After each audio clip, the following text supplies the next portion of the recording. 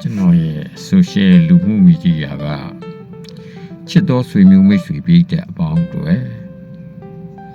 မင်္ဂလာနှစ်သက်ကနေစပြီးတော့နေတိုင်းကျမ်းမာခြင်းချမ်းသာခြင်းပေါင်းနဲ့ပြည့်စုံကြပါစေ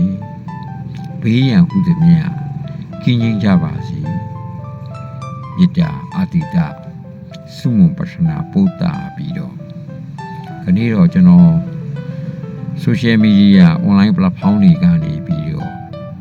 ရှောက်လန်းလာခဲ့တာ10နှစ်ကျော်9နှစ်ထဲကိုရောက်ရှိလာခဲ့ပါပြီ။သို့တော်လည်းအကောင်မျိုးပိတ်သက်မျိုးနဲ့ကွဲကွာလာခဲ့တဲ့အတွက်ယခုပြန်လည်တွေ့ဆုံကြတဲ့ online ဆွေမျိုးပိတ်သက်တွေအတွက်ကျွန်တော်ရဲ့ပြစ်စမမြောက်အိဆာတရားမဟာဒီပန်တော်ဒီပန်တော်ဘလို့စီရင်ထားတယ်လဲဆိုရင်နမောတတဘဂဝါတော်အရဟတော်တမ္မန်တန်ဗုဒ္ဓတဆိုတဲ့18လုံးပါတော့မြန်မာမှုနေပင်မှာယဉ်နီးပြီးသားဖြစ်သောနမောတတဂါထာတော်အားခုနှလုံးကောက်ပြီး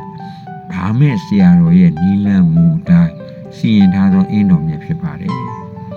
ဒီအင်းတော်ရဲ့အောက်ခြေမှာစီရင်ဆောင်ထားလို့သူရဲ့ဇာတာတော်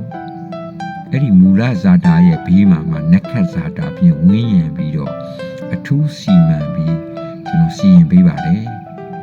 ဒီအိဆာတရားဒီပန်တော်လို့အမည်ပေးထားတဲ့နမောစัจ जा အင်းနဲ့မြန်းနဲ့အတူပူဇော်ထားသော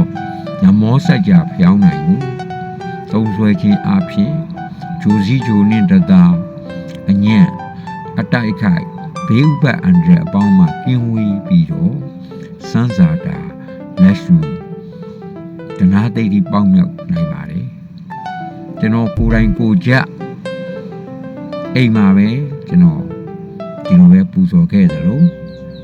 ယခုချိန်မှာပို့ရတာခက်ခဲသောဒီပရောက်မိတ်ဆွေများအတွက်ကျွန်တော်ကိုစားပူဇော်ပေးနေပါတယ်အိဆာဒီပအိဆာတရားမဟာဒီပန်တော်ပူဇော်လိုသူများအတွက်ယခုကျွန်တော်ပါဝင်သော post မှာပါဝင်သောဒိဋ္ဌာလေးအတိုင်းဆက်သွယ်လို့ရပါတယ်ဖုန်းနံပါတ်39 998 3238 39 998 3238ကိုဆက်သွယ်ပြီးတော့မှာယူနိုင်လို့ဒီဖုန်းမှာပဲကျွန်တော် Viber အကောင့်လေးရှိပါတယ်အဲ့တော့ကျွန်တော်ရဲ့ online ပိတ်သက်များ Viber ကလည်းဆက်သွယ်ပြီးတော့မှာယူနိုင်ပါတယ်